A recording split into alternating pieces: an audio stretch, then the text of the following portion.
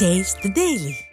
தூத்துக்குடி கோவில்பட்டி அருகே தேசிய நெடுஞ்சாலையில் முன்னால் சென்ற ஜேசிபி வாகனத்தின் மீது அரசு விரைவு பேருந்து மோதி விபத்துக்குள்ளானது.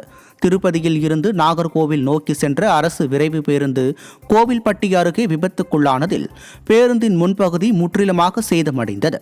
இந்த விபத்தில் ஜேசிபி வாகனத்தின் டிரைவர், உதவியாளர் மற்றும் பேருந்தில் பயணித்த பயணிகள் என 15 பேர் காயமடைந்தனர்.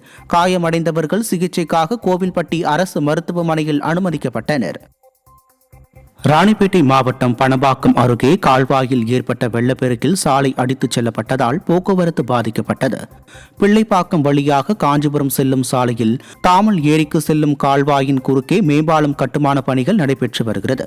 இதன் அருகே தற்காலிக போக்குவரத்துக்காக அமைக்கப்பட்ட தார் சாலை கால்வாயில் ஏற்பட்டுள்ள வெள்ளப்பெருக்கினால் அடித்துச் செல்லப்பட்டதால் 20க்கும் மேற்பட்ட கிராமங்களுக்கு போக்குவரத்து பாதிக்கப்பட்டது.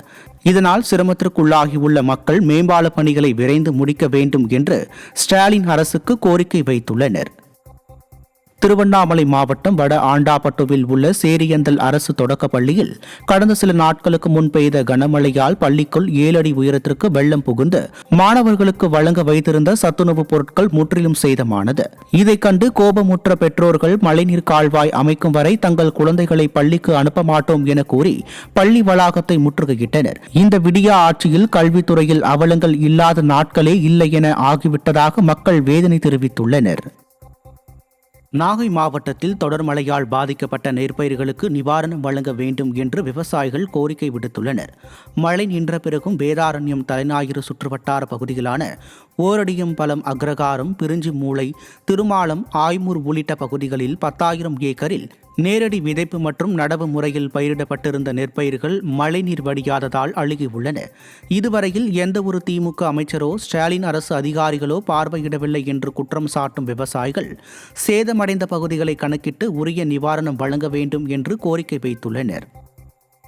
கோவை மதுக்கரை பகுதியில் உள்ள பிச்சனூர் ஒன்றிய அரசு பள்ளியின் தலைமை ஆசிரியையான ஜெயந்தி மாலா தன் கணவருக்கு இருதய அறுவை சிகிச்சை செய்ய பணம் தேவை என்பதால் விருப்ப ஓய்வு பெற்றுள்ளார். அவரின் ஓய்வூதிய பலனை வழங்க வட்டார கல்வி அலுவலர் நேசமணி அனுமதி அளிக்காமல் உள்ளதாக கூறப்படுகிறது. இதனால் கடந்த 1 ஆண்டாக விருப்ப ஓய்வு பணம் நிலுவையில் உள்ளதால் கணவருக்கு சிகிச்சை மேற்கொள்வதில் சிரமம் ஏற்பட்டுள்ளதாக கோவை செட்டிப்பாளையம் காவல் நிலையத்தில் புகார் அளித்துள்ளார். இந்நிலையில் ஓய்வு பெற்ற ஆசிரியர்களுக்கு ஓய்வூதிய பணப்பலன்களை உடனே தர வலியுறுத்தி ஆசிரியர்கள் மதுக்கரை வட்டார கல்வி அலுவலகத்தில் உள்ளிருப்பு போராட்டத்தில் ஈடுபட்டனர்.